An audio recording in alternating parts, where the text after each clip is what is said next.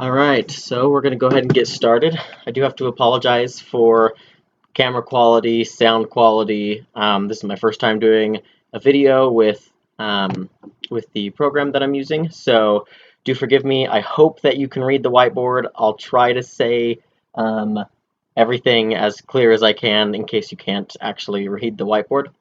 But it looks like you might be able to. Hopefully the quality doesn't decrease when I try to upload it on YouTube. But we'll go ahead and get started. So most people said that they wanted me to do a video on intermolecular forces. So I'll be going over just the quick basics and then a few quick practice problems for you guys. So for intermolecular forces, again, hopefully you know the reasoning behind intermolecular forces and what's going on. And I don't really want to go through that a ton because Dr. Mortenson's PowerPoint slides are great for that. So here's the general overview. So over here we have the intermolecular forces ranked from weakest to strongest. So we have London dispersion, dipole-induced dipole, dipole-dipole, hydrogen bonding, ion dipole, and ionic. Here that I've written is how you know what kind of intermolecular force it's going to be given molecules. So London dispersion forces are going to be between two nonpolar molecules. Dipole-induced will be with one nonpolar and one polar. Dipole-dipole will be between two polar. Hydrogen bonding is where you have one molecule with an NH, OH, or FH. And then the second molecule has to have at least an N, O, or F. And we'll go over a practice problem about that. For ion dipole, it's one polar molecule and an ion, and for ionic, it's going to be two ions. So hopefully that really is mostly a review. The more tricky part is what you do if you are given two molecules that both experience London dispersion forces, and you have to decide which of those is going to be stronger. So if they both are experiencing London dispersion forces, how you determine which one's going to be stronger is based off of increasing size. And there are a couple different factors that influence it, but here are kind of the ones that you mostly will see on homework assignments and on tests. Increased size and decreased branching. That's going to increase the strength of the London dispersion forces. If you have polar molecules, you're looking at the electronegativity difference. A higher electronegativity difference will make it more polar. For hydrogen bonding, you will go ahead and just look at the number of hydrogen bonding sites. So down here, for example, you have one hydrogen bonding site versus this one has two OH groups, so it can hydrogen bond in two locations. And then for ions, you're looking at which one has increased charge. So +2 -2 is going to be stronger than +1 -1. And if they have the same charge, you'll look at whichever one is a smaller size. We've gone over this. Again, hopefully that's review for you all. So just a few ones that might be tricky for you that I want to go over. Please do the problem set again as you're studying for the test, and that has plenty of practice problems for you. But this first one I want to ask is about solubility. So, well, before I go into that, I'll just do a quick reminder that in terms of things like boiling points, melting points, viscosities, and surface tensions, right? Those all increase along with stronger intermolecular forces. The only one that decreases with increased strength in intermolecular forces is vapor pressure. So now that I've said that, for this one, if I'm looking for which of these two is going to be most soluble in water, you can pause it and answer the question if you'd like, but the answer is like dissolves like. So we're looking for whichever one has an intermolecular force similar to water. Well, we know water can hydrogen bond, but these both can hydrogen bond. So what we're looking at is whichever one can hydrogen bond in two locations, since water can also hydrogen bond in two locations. So the answer would be this one right here. There we go. So hopefully that makes sense. This one, the question going along with this one that I want you to try to answer is which of these molecules can't hydrogen bond with itself? That's a bad question. I should phrase it like which of these molecules can't hydrogen bond with another molecule of the exact same type, but can hydrogen bond with another molecule? Hopefully the phrasing of that made sense. So basically I'm asking if this can hydrogen bond with itself, then it's not the right answer. So can this one hydrogen bond with itself? The answer is yes, because it has an OH group.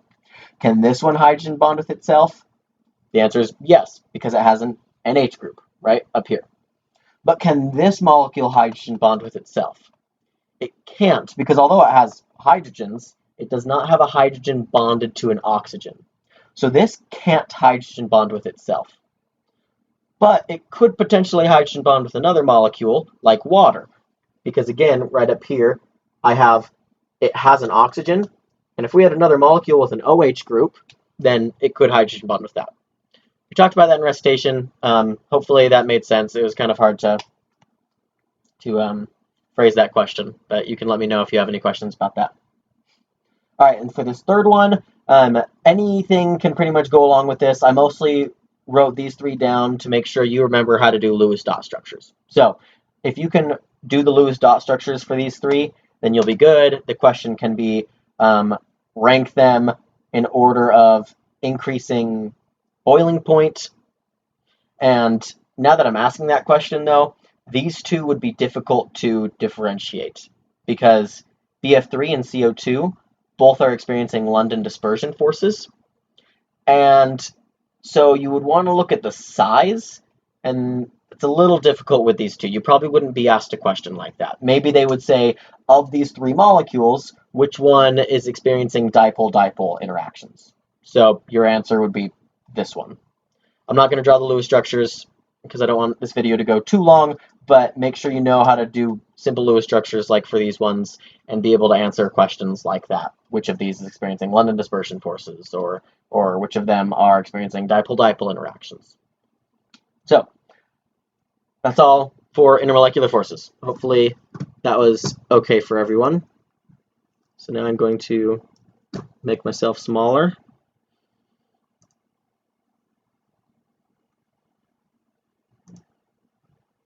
Okay, so let's go over a couple of the questions that you guys had on the Google Doc. So these two problem set questions, I'll go into those in a second. I'll move on to the general topic questions. Hopefully you've seen that I've answered these already, but if not, I'll go ahead and answer them here in the video. Getting from a balanced equation to specific number values of substances and stoichiometry. Again, I'll cover that in just a second. You can read this question out loud, or you can read this question to yourself, but the answer to my understanding is no. You could probably look it up, but I've never seen you have to ever do anything like that. So don't worry too much about that. And 3, kind of a similar question. While writing chemical equations and balancing them, what's the difference between aqueous and liquid? So aqueous, if it says anything like it's a solution or it's dissolved or an acid-base reaction, it will be aqueous. But likely you won't be asked something like that on an exam, especially because there's no free response section. So, well, I assume there's not. I'm sorry. I actually have no idea, but I have no idea what they're doing at this exam, but I can only assume that it's just going to be a multiple choice online like test. I don't know if he mentioned that in his explanation videos. Okay, and then, yeah, so aqueous just means that it's dissolved in water. So for the schedule, do I know when the next exam is? Again, I'm sorry, but the answer to that is no. I'm just as much in the dark as you guys are.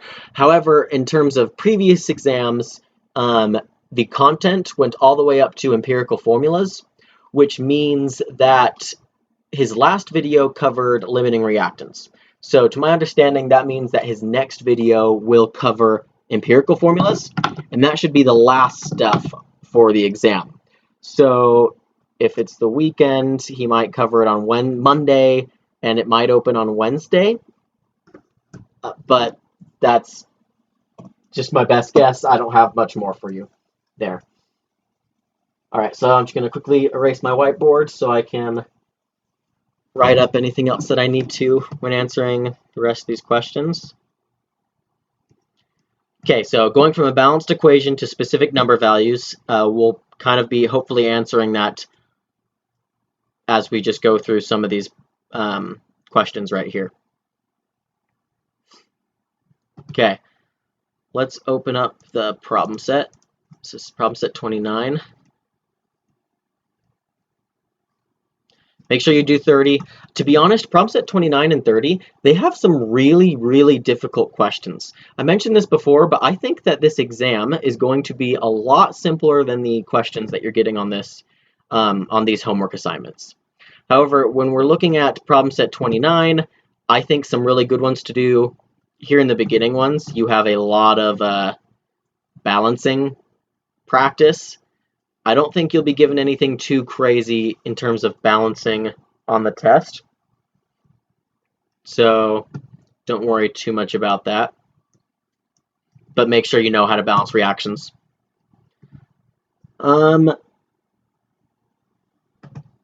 So we've got questions 6 and 7. I think those are great ones to know how to do. 8 and 9, also great ones, but still probably even a little more complicated than you'll even get on an exam. But I think they're great questions, and you should know how to do them just in case. The question that was asked was problem set 29, question 11. How do they find the partial pressure for the water? So number 11, again, I don't think you'll ever get anything like this at all. So if it ever says that oxygen is collected over water, okay, so when it says it's collected over water, what that means is that when you are calculating the volume, which they're doing right here using PV equals nRT, that when you use the pressure, you have to subtract the vapor pressure of water.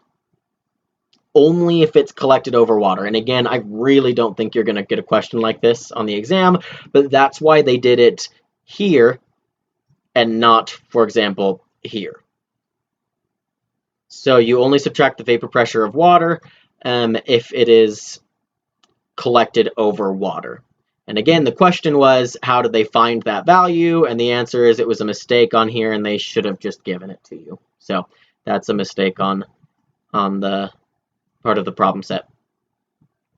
And then the next question was number 12. Now maybe this person asked the question because they hadn't learned about limiting reactants yet, but this is a great question that we'll do. So I'm going to go ahead and make myself bigger again.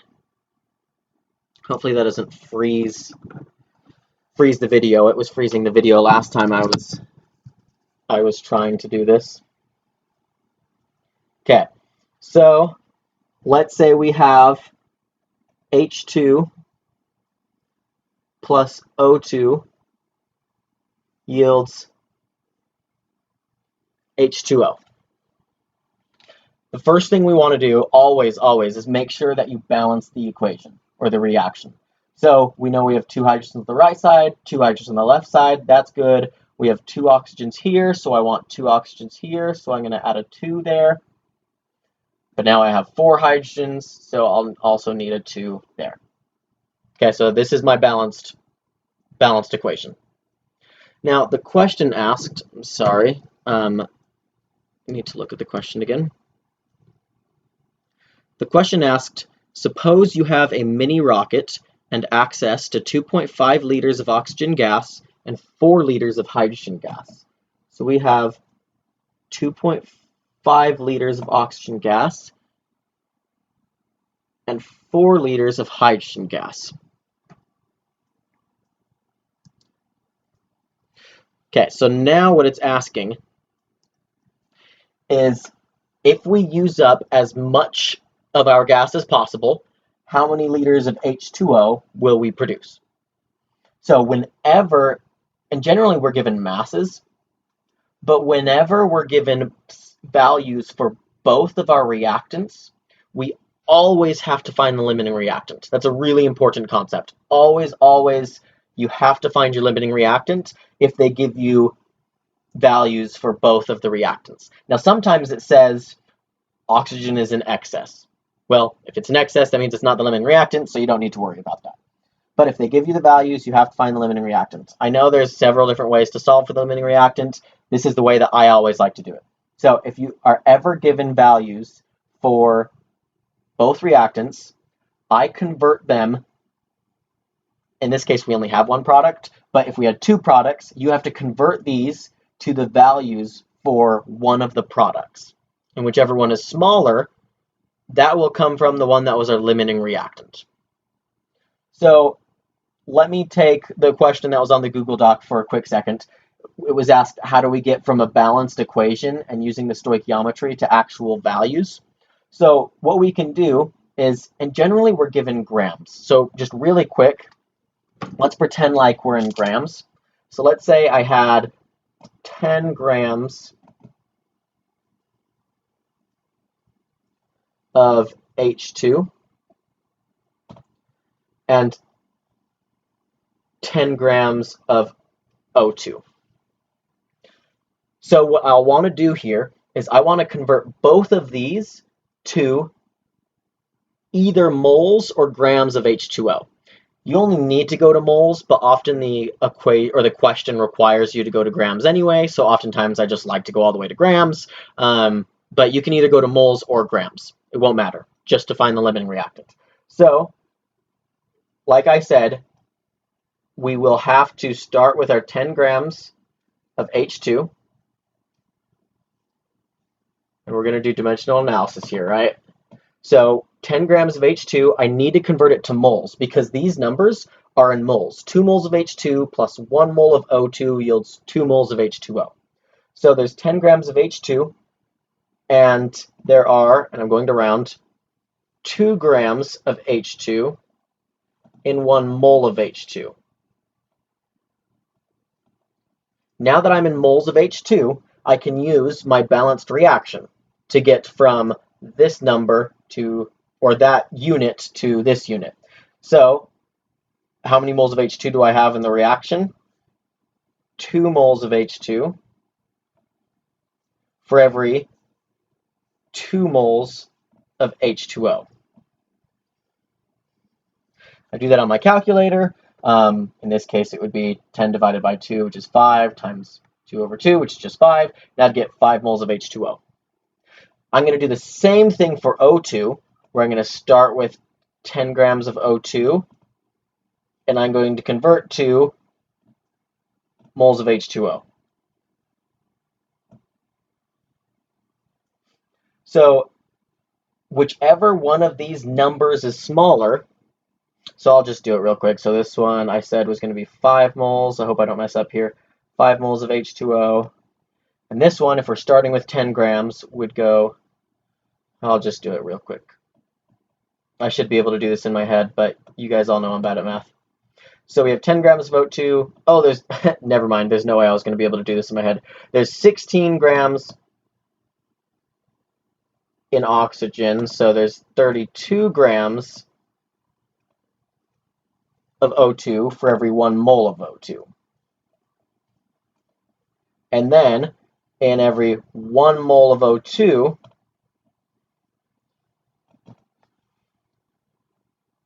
there's 2 moles of H2O.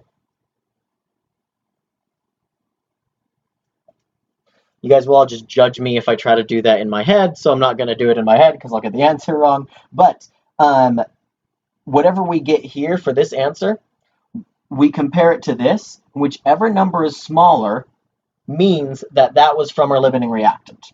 So let's say that this number was smaller than whatever we get here when we do that math out.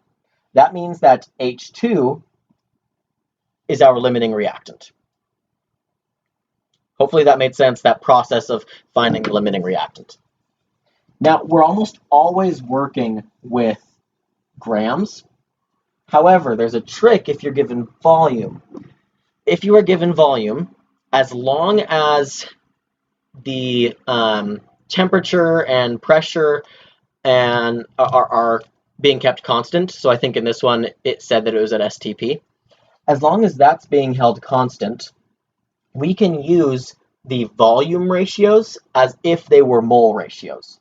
So again, I'm given these in volumes. I'm given the volumes of both of them. So I want to convert to H2O to find I want to convert to H2O in order to find the limiting reactants. So I have 4 liters of H2,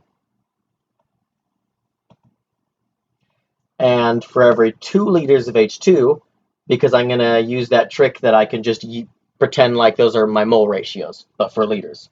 I have 2 liters of H2 for every 2 liters of H2O. So I would get 4 liters of H2O, and what that means is that if all of my H2 was used up, so if all 4 liters of my H2 were used up, I would get 4 liters of H2O. Okay, but what if O2 was our limiting reactant? That means all of my O2 is used up, and if all of my O2 was used up, that would mean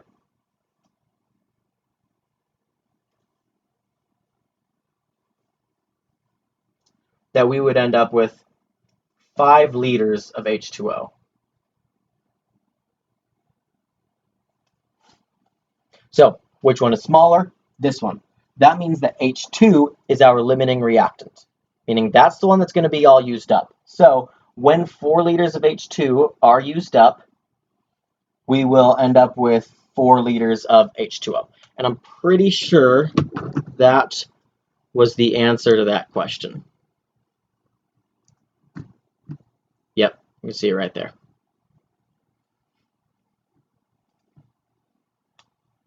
Yeah, okay, and it does say at the same temperature as the original mixture, so as long as that's held constant, then you can do that little trick.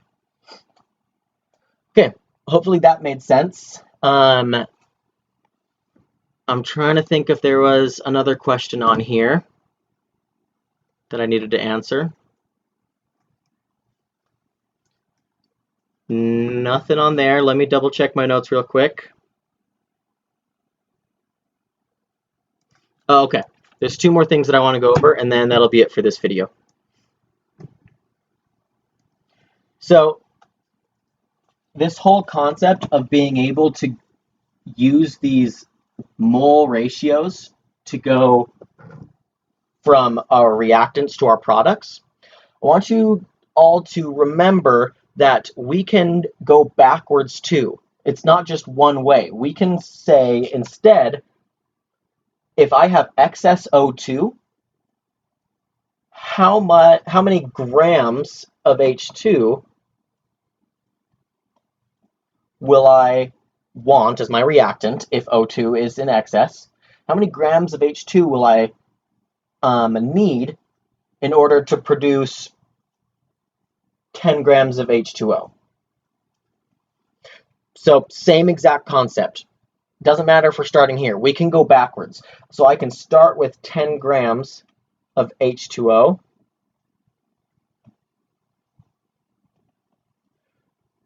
Say there are 18 grams of H2O for every 1 mole of H2O. There's 2 moles of H2O in 2 moles of H2. And in 1 mole of H2,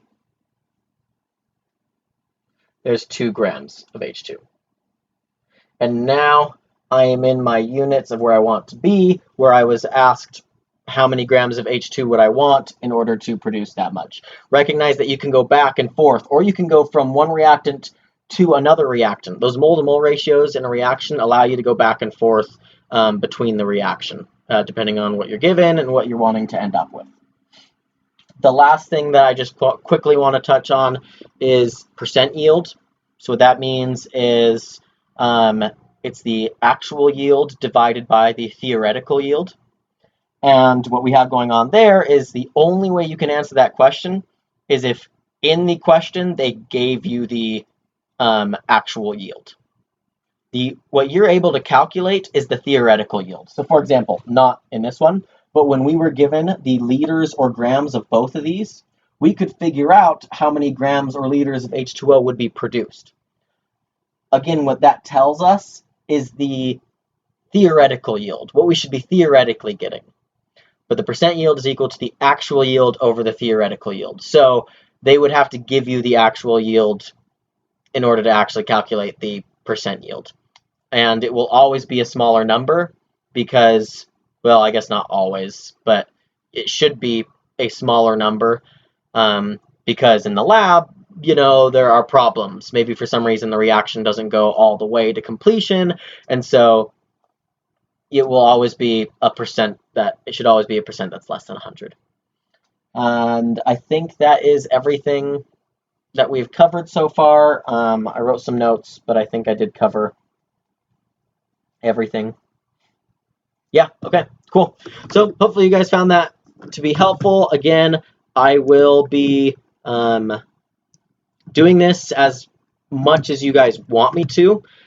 There weren't too many questions on here, but I am assuming that's because a lot of you have not quite found the motivation to study chemistry yet because of everything that's going on, which I totally understand. So it's all good. But again, if I don't get too many questions on this Google Doc, I'll assume you guys are doing pretty good and probably won't make a video until I do a review video.